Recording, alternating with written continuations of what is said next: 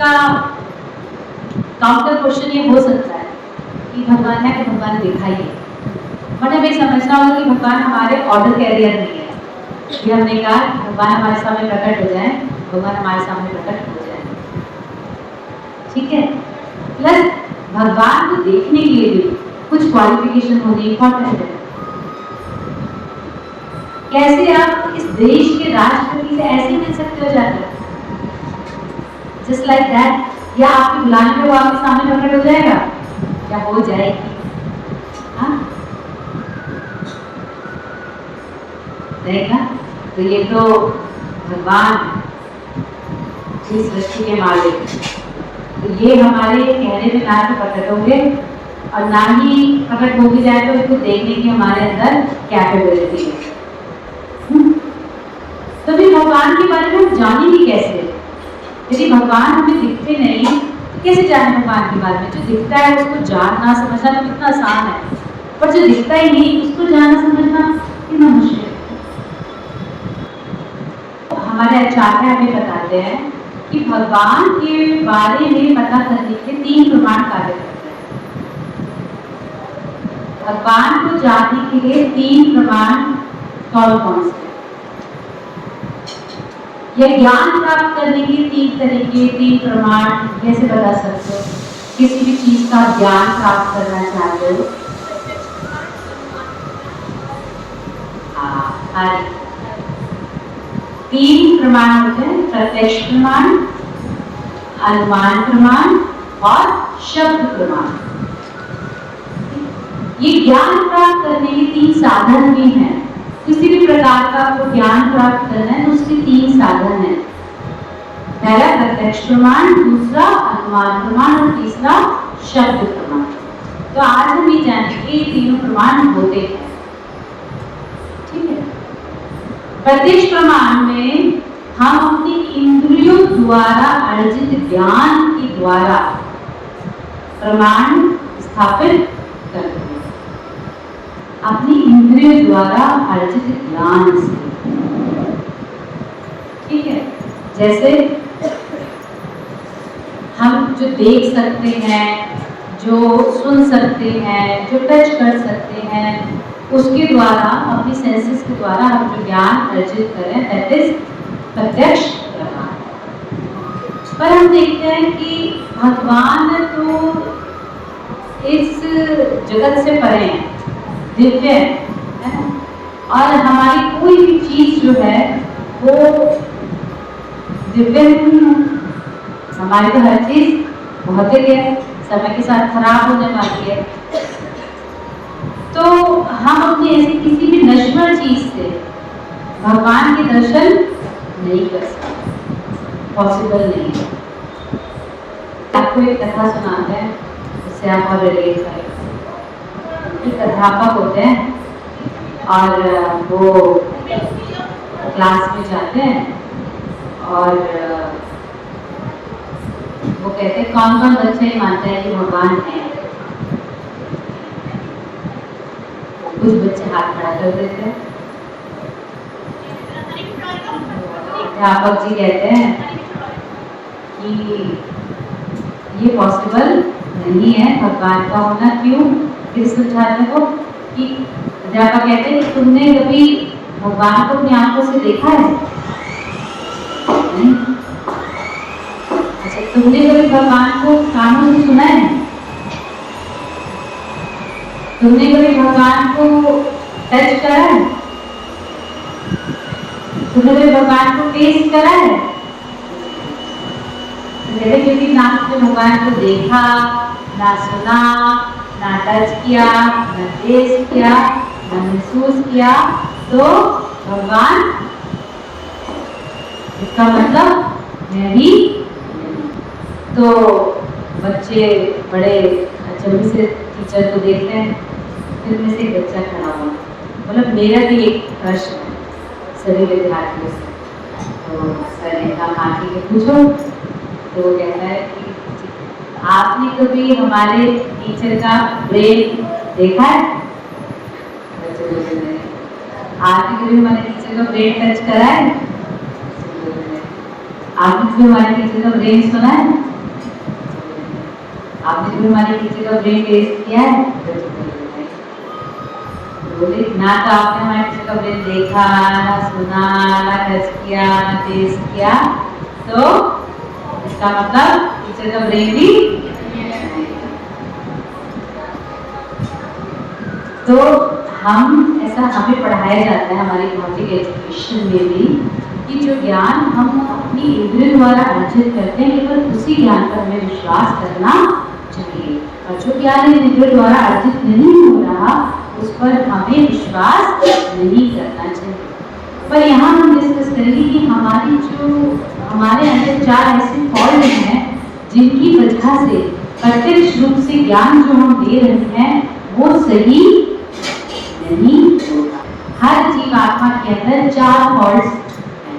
इन 4 faults के कारण आप जो भी ज्ञान अर्जित कर रहे हो वो ज्ञान अपूर्ण होता है, पूर्ण नहीं, उस ज्ञान पर विश्वास नहीं किया जा सकता। वो 4 फॉल्ट हमारे कौन कौन से हैं बताइए? अपूर्ण इंद्रियां, सबसे पहला अपूर्ण इंद्रियां, दूसरा भ्रमित होना, तीसरा झूठ बोलना। पहला हमने बोला अपूर्ण इंद्रियां, दूसरा हमने बोला भ्रमित होना, तीसरा हमने बोला झूठ बोलना, और चौथा है गलती करने की प्रोपेंसिटी, गलती करने की प्रोपेंसिटी। इन 4 फॉल्ट से हर जीवात्मा ग्रसित है। हम देखेंगे कैसे हमारी इंद्रियां अपूर्ण है, जैसे कि हमारी आंखें, ये लिमिटेड दूरी तक ही देख पाते हैं, उससे दूर का नहीं देख पाते। या इस हॉल से बाहर क्या चल रहा है आप देख पा रहे हो? नहीं देख पा रहे हैं। हमारी सुनने की क्षमता भी लिमिटेड है। नीचे क्या चल रहा है हम क्या ऊपर बैठे हुए सुन सकते हैं? नहीं सुन सकते हैं। तो हम ये देखते हैं कि हमारी इंद्रियां अपूर्ण है। तो इन अपूर्ण इंद्रियों से हम भगवान जो कि पूर्ण है उन्हें कैसे देख पाएंगे, कैसे समझ पाएंगे? जब हम अभी ही आंखों से लिमिटेड एरिया तक ही देख पा रहे हैं, लिमिटेड डिस्टेंस तक ही देख पा रहे हैं, है ना, और लिमिटेड डिस्टेंस तक की आवाज सुन पा रहे हैं, तो हम ये देखते हैं कि हमारे इंद्रियां जो है वो अपूर्ण है, उनसे हम भगवान के दर्शन नहीं कर सकते। ठीक है। फिर सेकंड पॉइंट हमारा आता है भ्रमित होना। कैसे हम लोग भ्रमित हो जाते हैं? जैसे रेगिस्तान में मिराज, क्या मिराज होता है? पानी होता है कि रेगिस्तान में, पर हमें ऐसा भ्रम हो जाता है कि पानी है ना, और सी है और शिप्स है। आप ग्रुप में ऐड हो चुके हैं तीनों? हाँ, तो आप बताइए कि क्या दिख रहा है इस पिक्चर में आपको? हाँ, कुछ है और कुछ नहीं है, कुछ होने का आपको भ्रम हो रहा है। क्या नहीं है मुझे बताओ कि जब आपको बहुत ज़्यादा बॉडी एक हो रहा है तो आप पेन किलर खा लेते हैं, है ना, तो वो पेन किलर के आपके दर्द को ठीक कर देता है? क्या कर देता है?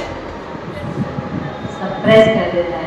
आपको क्या इल्यूजन होता है कि अब दर्द ठीक हो गया, ना आई एम फाइन, और दर्द ठीक नहीं हुआ, जो दवाई का असर खत्म होता है तो दर्द वापस आ जाता है ना। तो ऐसे हम देखते समय समय पर हम चीज़ों से भ्रमित हो जाते हैं। फिर आपसे गलती करना, हम सबके अंदर गलती करने की आदत है। हाँ, इसमें हम महात्मा गांधी का एग्जाम्पल देते हैं कि जब महात्मा गांधी ने पार्टीशन करवा दिया था और उसके बाद वो एक सभा को एड्रेस करने के लिए जा रहे थे, तो उनको आगाह करा गया था कि वो ना जाएं क्योंकि उनकी जान को खतरा है ना, और महात्मा गांधी ने सुना नहीं था और वो चले गए। क्या हुआ था?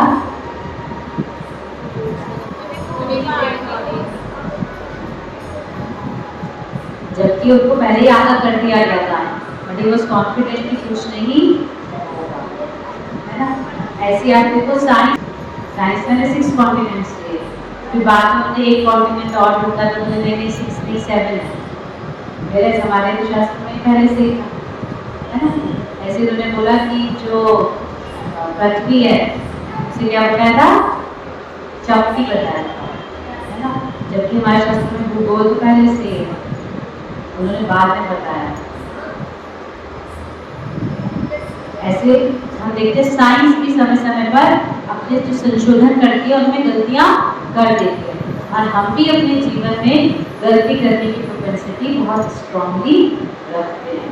कैसे, जैसे रोड क्रॉस कर रहे हैं, ठीक है, और हमें लगता है कि ठीक है अभी तो व्हीकल दूर है, क्रॉस कर लेंगे, और पता चलता है व्हीकल काफी क्लोज आ जाता है ना, और एक्सीडेंट्स हो जाते हैं हमारे गलत डिसीजन मेकिंग की वजह से, है ना। क्योंकि पर हमें लगता है रोड खाली हम स्पीड बढ़ा देते हैं, हाँ, बट अचानक से कोई व्हीकल सामने आ जाता है, तो हम देखते हैं डिसीजन मेकिंग में हम कई बार गलतियां करते हैं। हमें प्रत्यक्ष प्रमाण बात कर रहे हैं कि क्यों हम भगवान के ज्ञान को प्रत्यक्ष प्रमाण द्वारा नहीं ले सकते, क्योंकि प्रत्यक्ष प्रमाण कौन कौन सा होता है, जो हमारे इंद्रियों द्वारा हम अर्जित करते हैं, डायरेक्टली कंसीव करते हैं, जिस नॉलेज को हम डायरेक्टली कंसीव कर रहे हैं। तो ये बता रहे हैं कि डायरेक्टली कंसीव करी हुई नॉलेज भी हमेशा सही हो ये जरूरी नहीं है। तो यदि आपने डायरेक्टली कंसीव नॉलेज से भगवान को कंसीव नहीं करा, तो इसका मतलब ये नहीं कि भगवान नहीं है, आपके अंदर भी फॉल्ट है। क्या फॉल्ट है? आपकी इंद्रियां अपूर्ण है, वो एक लिमिट तक ही कार्य कर सकती है, आप भ्रमित हो जाते हो, है ना, आप गलतियां करते हो। और चौथा क्या है? धोखा,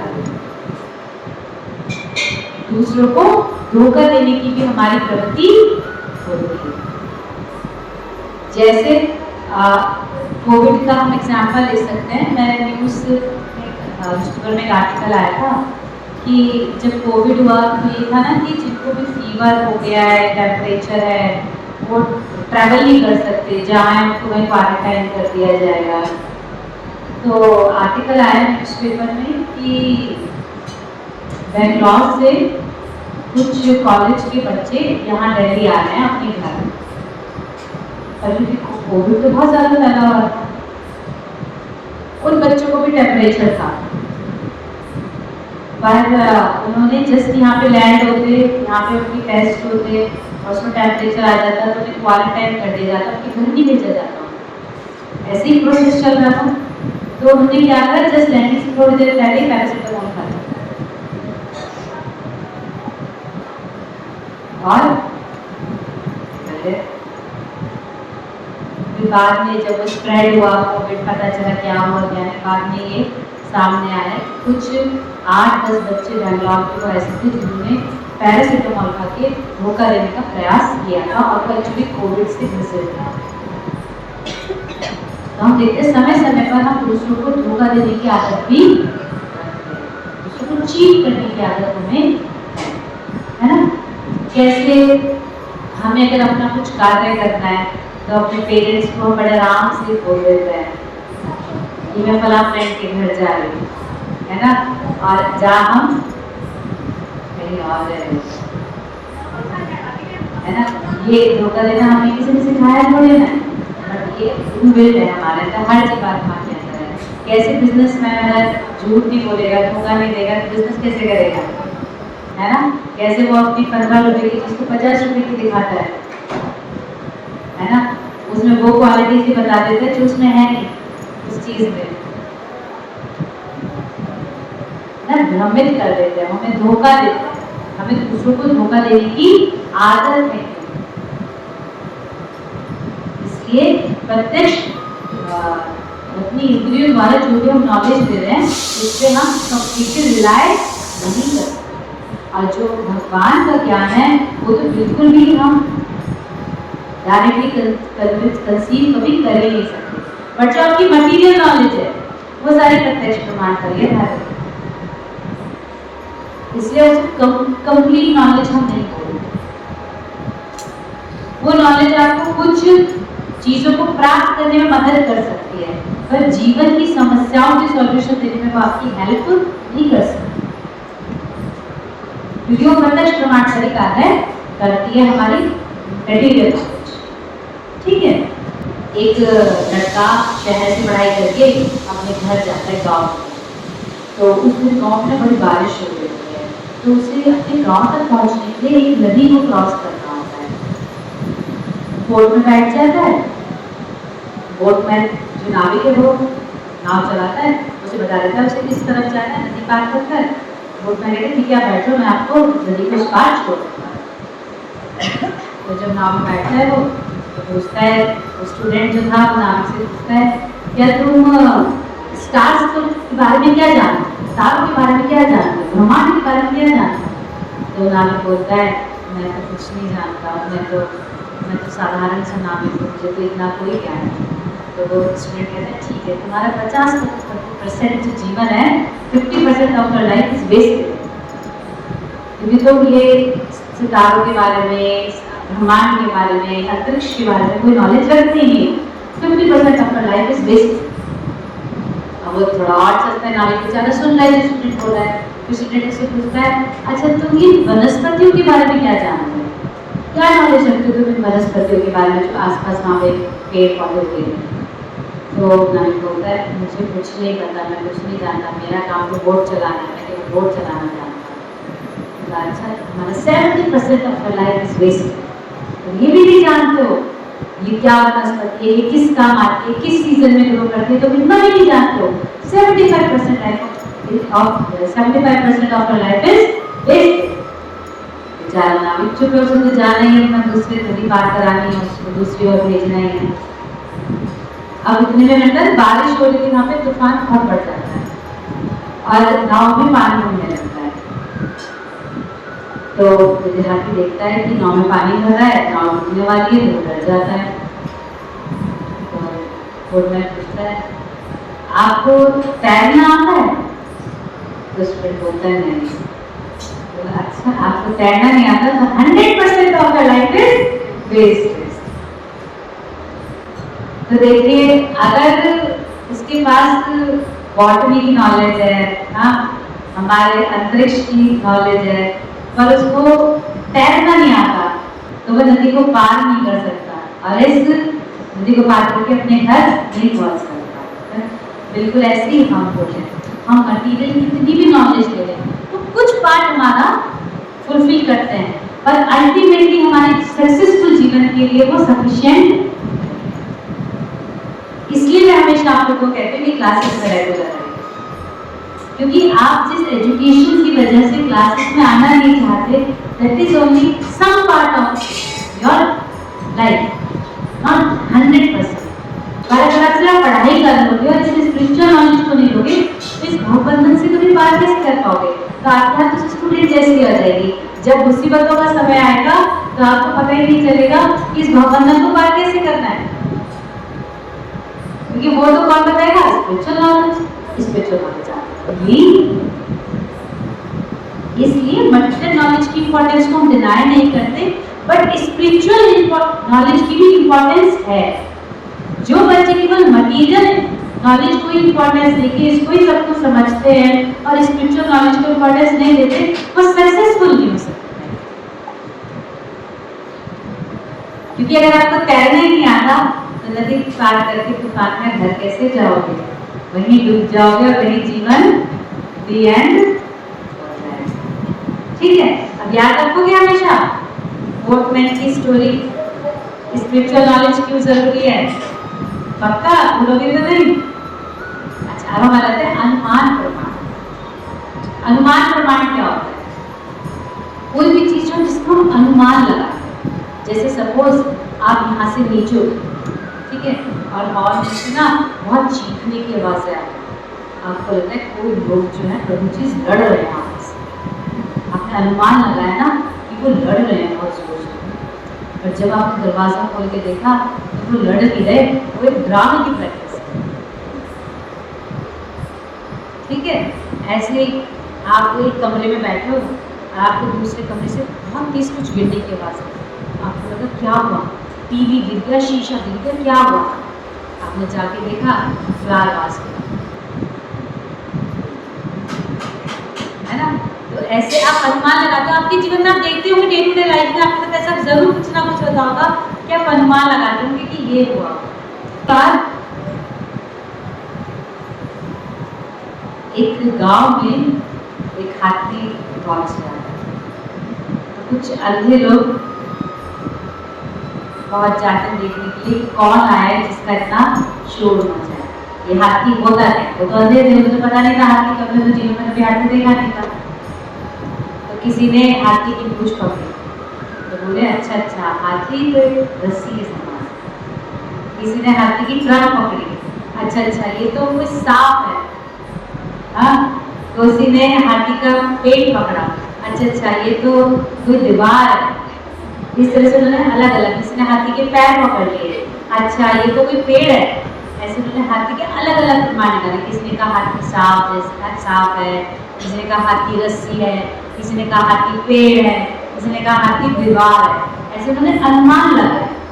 देखो मैंने फोटो भी भेजी आपको देखो। बट तभी वहां पे एक ऐसा व्यक्ति आ जाता है जिसकी आंखें होती है और वे कहते हैं तुमसे भी क्या बातें कर रहे हो? हाथी ना तो दीवार है, हाथी ना तो पेड़ है, हाथी ना तो सांप है। फिर उसने डिस्क्राइब करा कि कैसे चार पैर का जानवर है, कितना विशाल है, इसकी सूंड होती है, इसकी पूंछ होती है, सब उन्होंने डिस्क्राइब करा। तब उनको पता चला कि उनका अनुमान गलत है ना। ऐसे हम भगवान के प्रति अनुमान लगाते हैं। कोई कहता है शिव जी भगवान है, कोई कहते हैं दुर्गा माँ भगवान है, कोई कहते हैं साईं बाबा भगवान है, कोई कहते हैं भगवान लाइट है, कोई कहते हैं भगवान मर चुके हैं, भगवान है ही नहीं, भगवान कुछ होते ही नहीं। ऐसे अलग अलग अनुमान लोग लगाते हैं अपने अनुभवों पे आधारित। जैसे जीवन में जिसका अनुभव होता है उन अनुभवों पे आधारित वो अनुमान लगाते हैं कि भगवान ये है, भगवान वो है। पर भगवान कौन है ये कौन बताएगा? जैसे हाथी कौन होता है, किसी आंखों वाले व्यक्ति ने आंखों में बताया, ऐसे भगवान कौन है हमें कौन बताएगा? जिनको दिव्य चक्षु प्राप्त है, हमारे गुरु जिन्होंने शास्त्र पढ़े वो बताएंगे कि भगवान कौन। हमारे अनुमान सही नहीं हो सकते। ये कोई संतान नहीं थी और मैं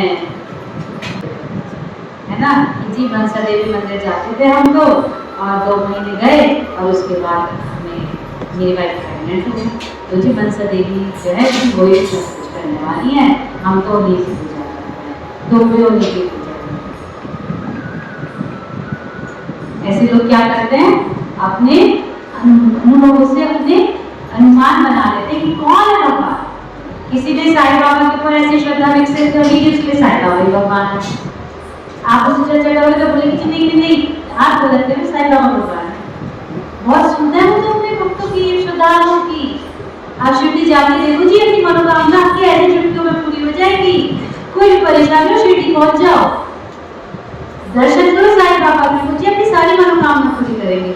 वो ये भगवान। इस तरीके से अनुमान लगाते हैं पर हमें गुरु बताते हैं एक्चुअली कि भगवान है कौन। ठीक है, फिर आता है शब्द प्रमाण।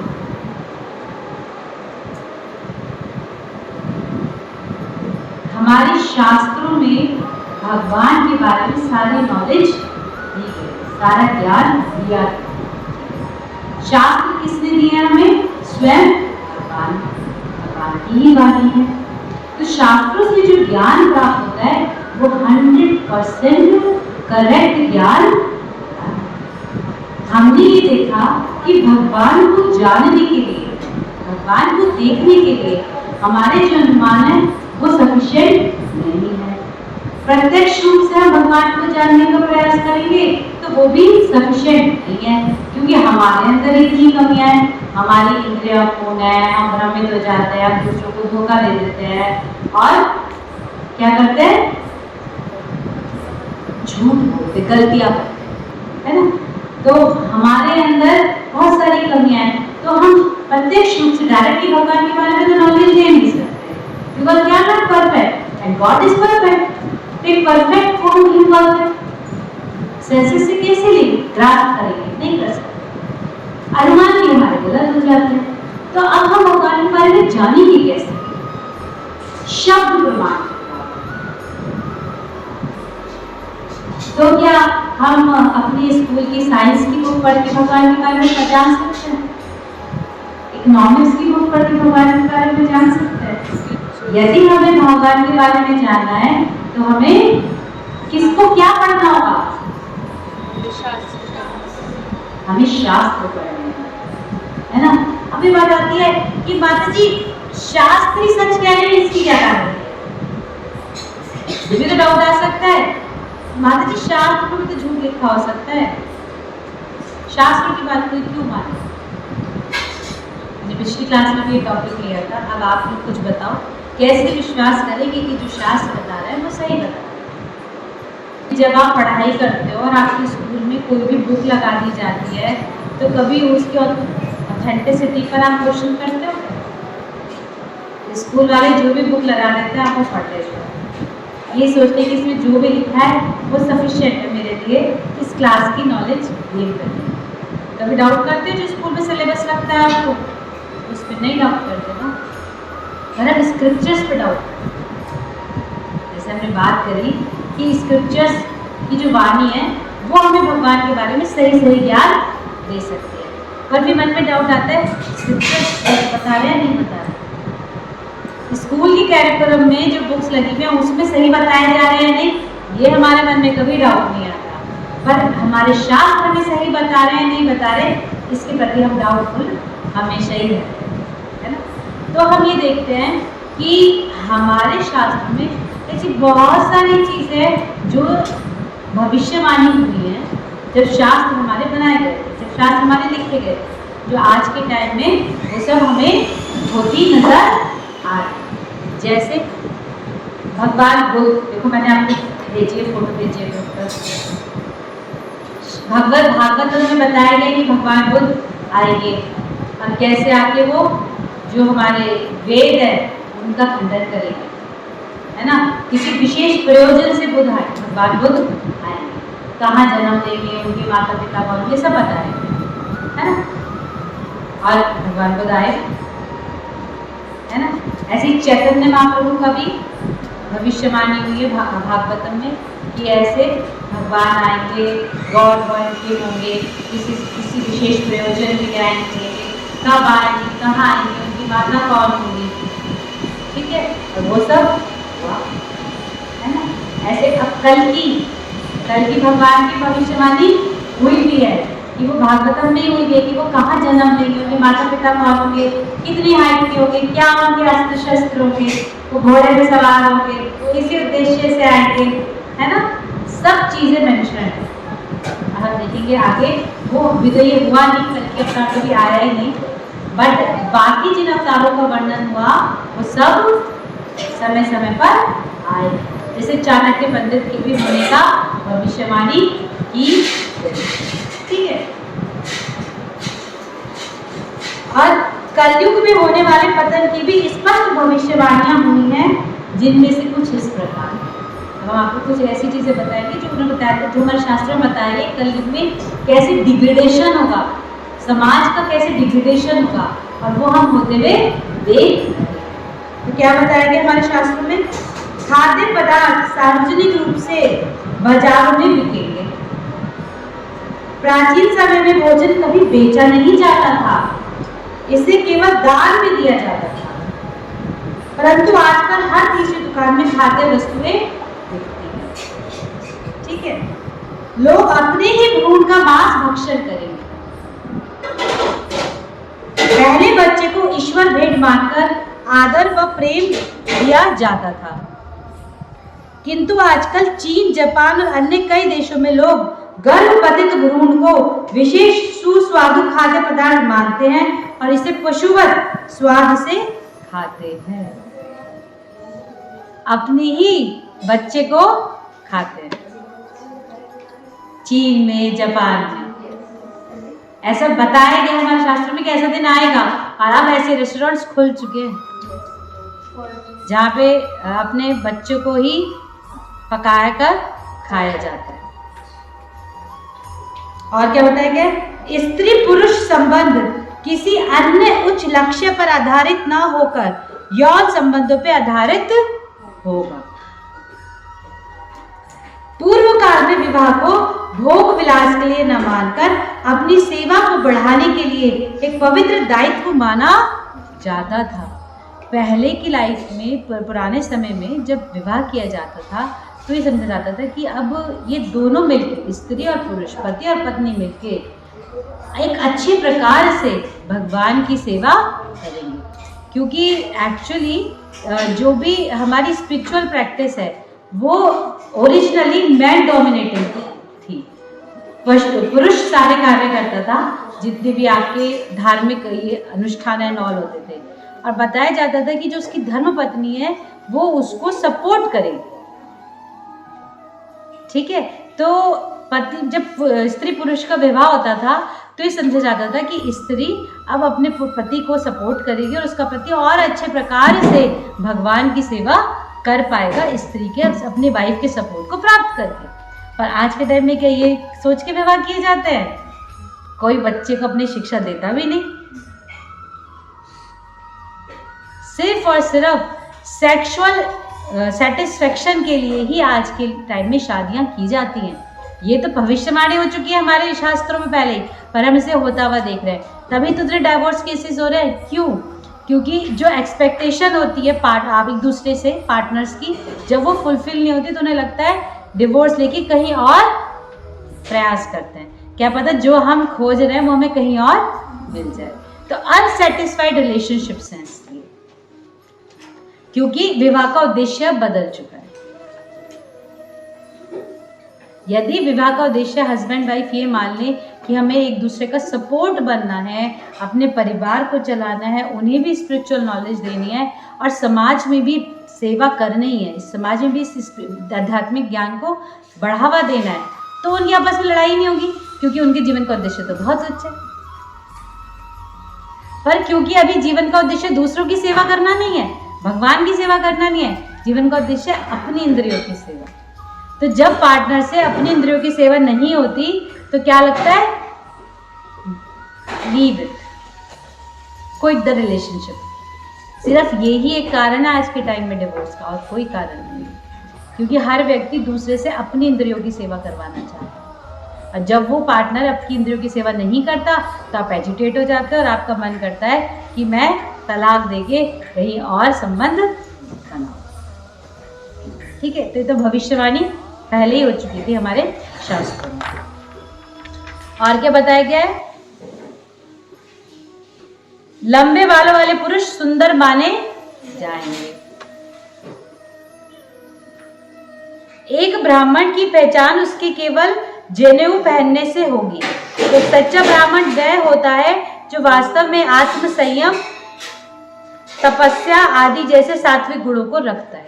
एक्चुअली ब्राह्मण के कुछ गुण होते हैं, है ना, कि वो आत्म संयमी होगा, शास्त्रों का ज्ञान रखता होगा, यज्ञ आदि करता होगा, ये भगवत ज्ञान जो है इसको बांटेगा लोगों में, इस तरह से पवित्रता का पालन करेगा, तपस्या का पालन करेगा। ये ब्राह्मण के गुण बताए गए।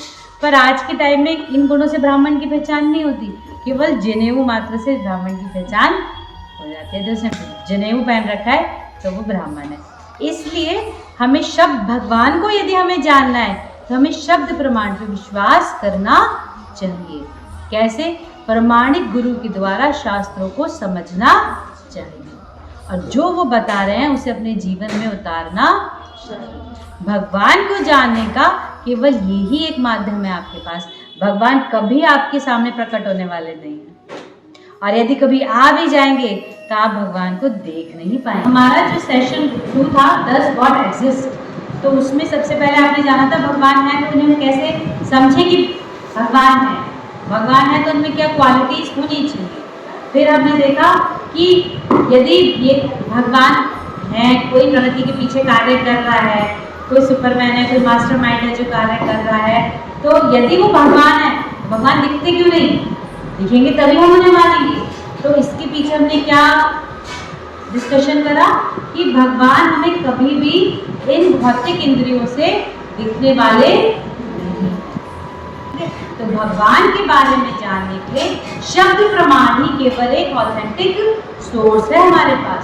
उसके अलावा हम किसी भी और माध्यम से भगवान को जान नहीं सकते। खुद जानने की कोशिश करेंगे तो भी नहीं जान पाएंगे, अनुमान लगाएंगे तो वो भी गलत।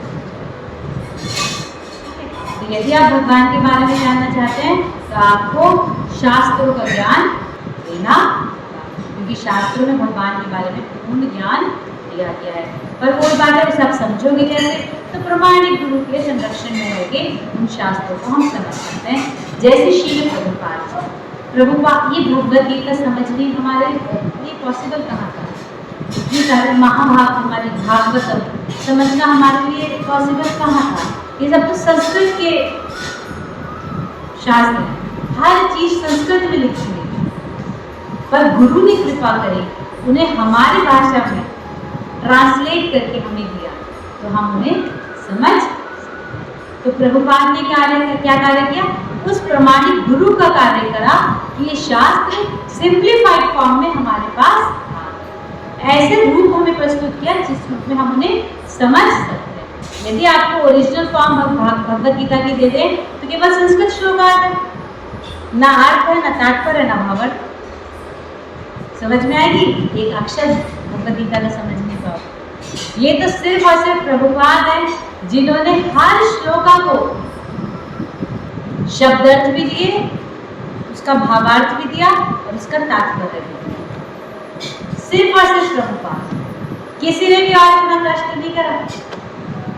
कोई भी आप भगवद गीता उठा लीजिए, इतनी डिटेल्ड में समझाई नहीं गई जितने हमारे इस Bhagavad Gita as it is समझाई। प्रभुपाद ने सिर्फ भागवतम ही नहीं, और भी बहुत सारे ग्रंथ हमारे सिंप्लीफाइड कर हमें अवेलेबल कराए। ठीक है, तो भगवान को जानने के लिए उन शास्त्रों को पढ़कर ही हम सफलता प्राप्त कर पाएंगे। अगर खुद से प्रयास करेंगे तो कभी भी भगवान को जान नहीं पाएंगे, समझ नहीं पाएंगे, भ्रमित होकर रह जाएंगे। ठीक है, तो यदि भगवान के होने को जानना है तो शास्त्रों पर आधारित ज्ञान को एक्सेप्ट करना। इतनी बात समझ में आ गई आप लोगों को? हाँ, पक्का? कोई डाउट, कोई क्वेश्चन, कुछ भी है डिस्कस कर लीजिए। ये सेशन आज यहाँ खत्म हो चुका है। डज गॉड एग्जिस्ट खत्म हो चुका है। हम नेक्स्ट सेशन करेंगे वन गॉड और मैन।